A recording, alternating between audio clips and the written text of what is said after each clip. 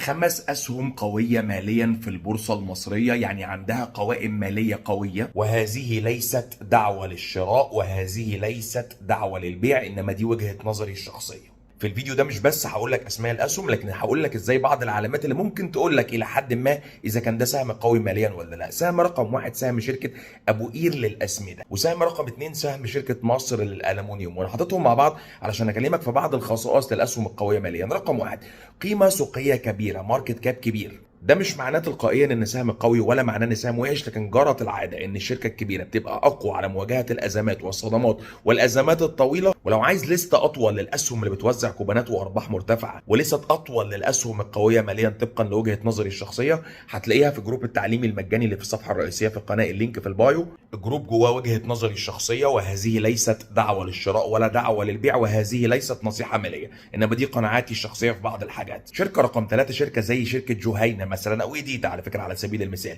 ارباح مستقره، الاسهم بتعمل ارباح بتنمو نمو كويس، وحتى وان الارباح استقرت سنه عن سنه بتبيع منتج ثابت، بتبيع منتج عليه طلب، مفيش كومبيتيشن بيبوظ الموضوع فجاه ويخلي الارباح تنهار فجاه. براند نيم قوي يديهم ميزه تنافسيه حتى لو ظهر منافس، ودي الشركات اللي بيسموها لحد ما الشركات المستقره. وطالما اتكلمنا عن الشركات المستقره نتكلم عن الشركات اللي ارباحها بتنمو بطريقه كبيره. لو بصيت مثلا على ارباح شركه طلعت مصطفى في السنوات اللي فاتت، تلاقي ان كل سنه الارباح بتكبر بطريقه كبيره عن السنه اللي فاتت. ده الى حد ما بيسموه سهم النمو، اللي هو المفترض ان ارباحه بتنمو، ولو الشركه عرفت تنمي ارباحها بالطريقه دي ممكن كمان تلاقي سعر السهم ماشي وراه. علشان كده في احيان كتير تلاقي سهم النمو بيتحرك اكتر من السهم المستقر.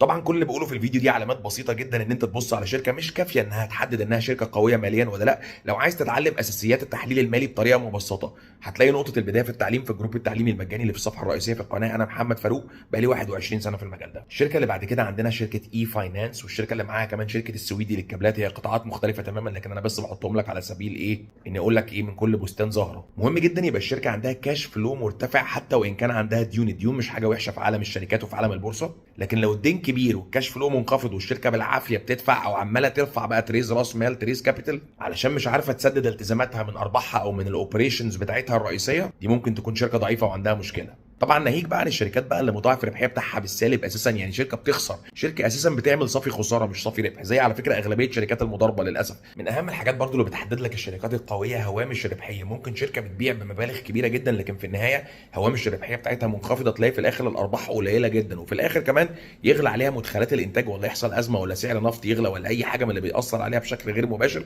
تبص تلاقي الشركه مش بقى بدات تكسب قليل، دي تحولت للخساره. فخلي بالك من هوامش الربحيه برضو. مش عايز اطول الفيديو اكتر من كده. لو عايز تتعلم اكتر هتلاقي جروب تعليمي مجاني في الصفحه الرئيسيه في القناه، هتلاقي جواه معلومات عن البورصه المصريه والبورصه الامريكيه وحاجات تانية كتير. شكرا.